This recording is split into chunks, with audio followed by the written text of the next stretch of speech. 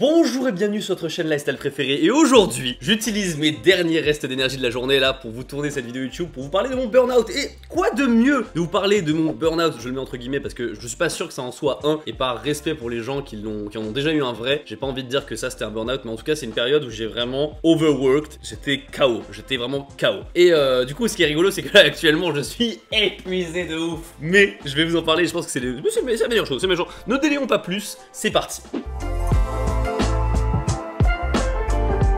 Ça s'est passé quand j'ai terminé en fait mes études en école d'ingénieur. Pour ceux qui savent pas, j'ai fait prépa, j'ai 2 ans de prépa, école d'ingé, plus une année de césure, et en dernière année je suis revenu. Donc c'était en 2019. Et donc du coup en 2019, je cumulais en fait les études, donc la dernière année d'école d'ingé, plus YouTube, où ça commençait vraiment à se professionnaliser, parce qu'il commençait à y avoir des sponsors qui commençaient à arriver. Et si tu veux, ça faisait un peu bizarre d'arriver en cours comme ça, et t'as ton agent qui t'appelle pour la sponsor NordVPN. C'est un peu bizarre.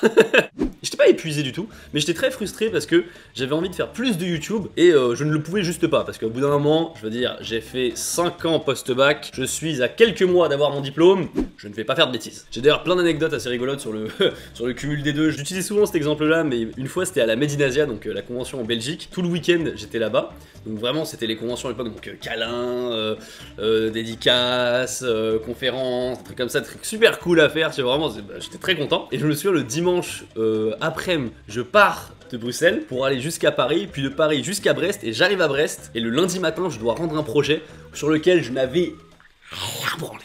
Je n'avais rien branlé, vraiment littéralement. Et il y a tous les membres de mon groupe qui sont là, on était je crois 6 ou 7, et j'essaie de donner tout mon mieux possible, tu vois, et en même temps ils sont vraiment cool parce qu'ils m'en voulaient pas, ils savaient très bien que moi j'avais d'autres trucs à faire et tout, que pour moi c'était devenu un peu mon métier déjà, youtubeur. Donc du coup ils comprenaient totalement la situation, ils étaient très gentils. D'un coup j'ai switché et je me souviens j'ai bossé jusqu'à, je crois cette nuit là, j'ai bossé jusqu'à 2h du matin, et les leaders de mon groupe ils ont bossé je crois jusqu'à 4h du mat. On est arrivé dans la salle et les profs nous ont charrié de ouf, ils étaient cool hein. Ils nous ont charrié de ouf parce qu'on avait jusqu'à minuit pour rendre, et ils ont dit bon, le groupe qui a rendu son projet à 4h du matin, vous pouvez passer au tableau. Petit tips, si vous voulez vraiment gérer vos euros, tu mets les mecs qui en connaissent le moins à la présentation orale. Vraiment les mecs qui connaissent le moins, c'est-à-dire... Et ce qui est marrant, c'est que vu que j'ai beaucoup parlé, et bien les profs, tu sais, ils sont en mode vous avez trop parlé, du coup on va interroger plutôt ceux qui n'ont pas parlé. Et devinez qui sont les personnes qui n'avaient pas parlé? Les leaders du projet.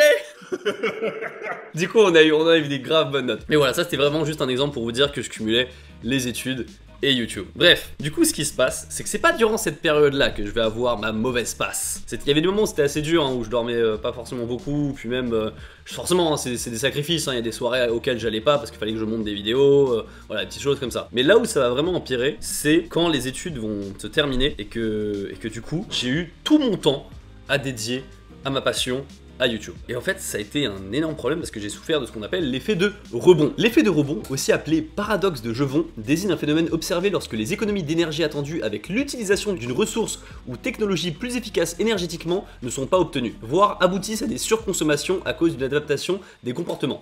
Putain. En gros, ça veut dire que tu as plus de ressources, ou dans mon cas, plus de temps pour faire quelque chose, et pourtant, ça ne produit pas plus. Et bah, c'est totalement ce qui m'est arrivé quand je suis passé en full-time YouTube. Comment ça se manifeste? En fait, c'est très vicelard parce que tu le vois pas venir en fait. Mon état en fait s'est pas dégradé d'un seul coup, il s'est dégradé progressivement. Et alors c'est venu, je peux vous expliquer, c'est venu d'abord par les trucs physiques. Moi mentalement j'avais pas grand chose qui m'indiquait ça, c'est plus physique, c'est mon cou. Ouais, mon cou c'est le thermomètre de ma santé. Un jour sur deux j'étais... En fait, j'arrivais plus à tourner, enfin, j'avais mal en fait. J'avais un torticolis non-stop. Ça m'arrive encore de temps en temps, mais maintenant que je fais du sport, ça m'arrive quand même beaucoup moins. Et, mais à cette période-là, j'en avais tout le temps. Des blocages de dos aussi, ça c'est plus hard, c'est quand je me bloque le dos. L'impression de patiner aussi, c'est-à-dire que j'ai beau avancer, bosser, ça produit pas plus vite, tu vois. Ça, c'était vraiment dévastateur. Et moi, je me souviens, à l'époque, je me sentais pas très bien.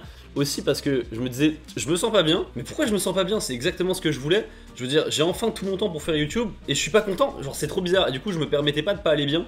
Et je pense que ça accentue encore plus le fait de pas aller bien. Et c'était aussi la période où j'allais au Japon, parfois une semaine avec Tev. Et on tournait genre 15 vidéos en une semaine et demie, quoi. Niveau séquelles physique, j'avais blocage du cou, blocage du dos et la sensation de pas avancer dans mon travail. À aucun moment, je me suis dit, il faut que je fasse une pause. En fait, c'est ça qui est aussi dévastateur, c'est que j'avais un peu une tendance à l'autodestruction. Et c'est exactement ce que ma mère m'a dit. C'est-à-dire que tu te butes pour te buter et tu t'auto-détruis comme ça. Et j'avoue, elle a un petit peu raison.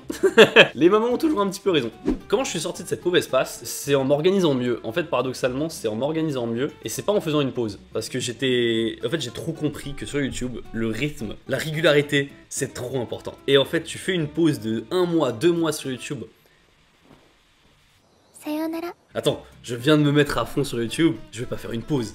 Avec le recul, je me dis, heureusement, je m'estime chanceux en fait de pas avoir eu plus de problèmes que ça. Je suis sorti de cette mauvaise passe en changeant visuellement ma chaîne. C'est qu'avant en fait les vidéos je les tournais dans mon décor où c'était full japonais, dans la maison japonaise en fait. Et à chaque fois c'est con mais à chaque fois je devais déplacer tout le matériel et ramener tout le matériel chez moi. Donc du coup c'était beaucoup de temps perdu pour pas grand chose.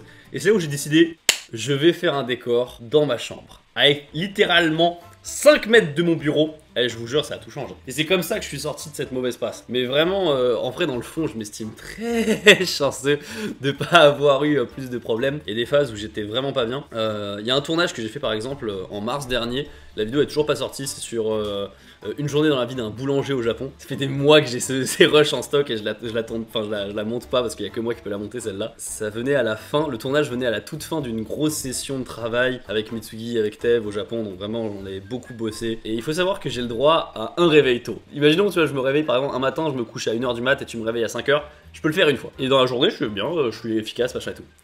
La deuxième fois, mais laissez-moi dormir, Zampi. je deviens exécrable. J'ai dû le faire 3 fois d'affilée. Et je vous jure, je me suis levé, je me souviens pour le tournage, une partie du tournage de une journée dans la vie d'un boulanger au Japon. Et j'ai dit à Mitsugi, mec, je te préviens, je suis en overdose. Genre j'étais à un point où je ne voulais même pas voir une caméra. Et je me suis forcé jusqu'au bout à tourner et à finir cette vidéo dans un mal mais des plus complets. Je me souviens, on a pris le bus et j'étais, mais tu sais, j'étais d'une mauvaise humeur mais infinie. J'avais envie de tout valser. Et heureusement qu'il y avait Mitsugi en fait, parce que je me suis dit je vais pas flinguer le truc de Mitsugi non plus parce que, enfin je veux dire il travaille pour moi et ce serait pas du tout, comment dire, respectueux ni professionnel de faire ça. Mais je vous jure, c'est la première fois de ma vie où genre appuyer sur le rec, ça paraît, c'est psychologique hein, bien sûr, mais appuyer sur le rec me dégoûtait.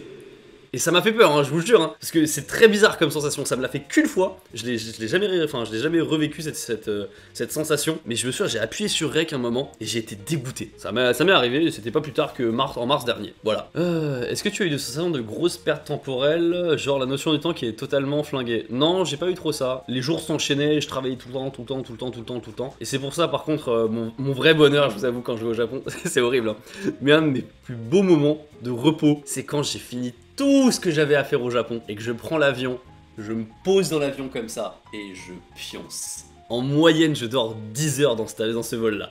Vraiment, je suis en mode coma.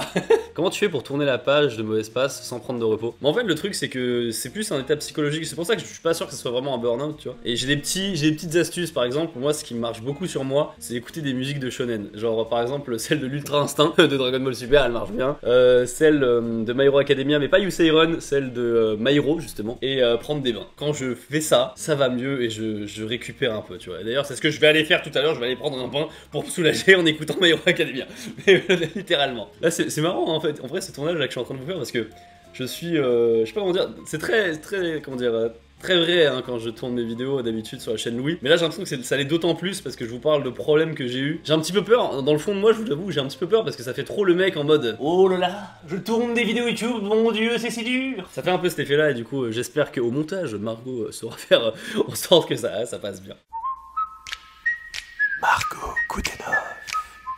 Est-ce que tu as pris maintenant des résolutions pour éviter de refaire un burn-out? Alors Mag, des résolutions, c'est pas vraiment ça, mais en fait, si tu veux, je considère parfois mes temps de repos comme étant également du travail. En gros, parfois, il vaut mieux prendre une pause juste pour couper et pour repartir que parfois s'entêter à vouloir faire un truc. Et j'essaye d'éviter un maximum de m'entêter. Comprendre la frontière où quand c'est mon ego qui parle et qui veut à tout prix faire le truc, et quand c'est bon objectivement pour mon travail, tu vois. J'essaye de différencier un peu les deux. Il y a vraiment des moments où je suis débordé par le travail, et j'essaie de m'en rajouter moi-même. C'est ultra malsain comme comportement, mais ça m'arrive. Et du coup, j'essaie de limiter ça en étant objectif, en me disant, ok, là je me repose, mais ça va me permettre d'être plus efficace demain, d'être plus efficace sur la durée. Et ça, c'est le truc que j'ai appris et qui m'a vraiment changé. Et je pense que c'est ce qui m'empêche maintenant de faire des vraies grosses mauvaises passes, tu vois. Parfois c'est tout bête, hein, je veux dire, oui, prendre des pauses et être plus efficace après, c'est évident, mais parfois l'appliquer littéralement, c'est C'est dur parce que tu te dis, j'ai des grosses deadlines à respecter et là je suis en train de rien foutre. Maintenant j'ai compris que en fait quand je me repose, je regagne de l'énergie en fait. Je suis comme ça, avec du ki en mode je récupère du chakra. En quoi tes études d'ingé t'aident dans ton métier de youtubeur? Putain, c'est intéressant comme question. C'est surtout sur la partie analyse, je pense, où ça me permet d'analyser les trucs, pourquoi ça fonctionne pas, tu vois. Y a rien de sorcier en vrai. Hein. En vrai, moi je trouve dans mes études d'ingé, ce que j'ai vraiment appris, c'est apprendre à travailler et apprendre à avoir du recul sur soi. C'est vraiment plus ça que j'ai appris qu'autre chose. Tu profites quand même un peu de ta vie de youtubeur? Ah, trop intéressant comme question. Oui, beaucoup. Vraiment, je vous le jure, beaucoup. C'est trop cool. Par exemple, hier là, j'ai fait un court-métrage, j'ai tourné pour un court-métrage. Donc vraiment, je vous avoue, je profite à fond aussi du métier de youtubeur. Hein. Encore une fois, là ça fait un petit peu ouin, youtubeur fait dur. Non, youtubeur c'est cool aussi. Hein. C'est plus dur, je pense, que ce que les gens imaginent, mais c'est cool de ouf. Tu dors combien d'heures par nuit en général? Je dors en moyenne, je pense, 7 heures. Et pourtant, je suis un gros dormeur. Hein. Moi, j'ai besoin de beaucoup de sommeil, mais en fait, ça m'arrive de faire des très courtes nuits parfois.